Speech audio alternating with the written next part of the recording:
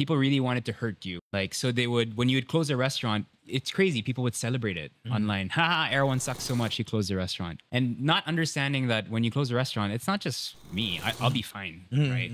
It's 40 other people, right, who are losing their the jobs. staff, And I didn't understand why there was this such dark aspect to it. And I think it's because socially, as humans, we weren't ready yet for social media. So we didn't, I mean, even now, you look at comment sections, people are so mean. Yun yung tatanong ko eh. Has it changed? I don't think it has changed, but I think it has expanded in a sense that you see more of the positive now than the negative. Wala akong idea sa feeling ng content creator, which was you are, nung time na yon. Ikaw nandun ka eh. Kasi ako, consumer ako ng media. Sanay ako sa TV. Never ko naisip mag-comment. Di man ako nagko-comment, nakikita ko yung mga comments na tao. And tama ka. Hateful siya.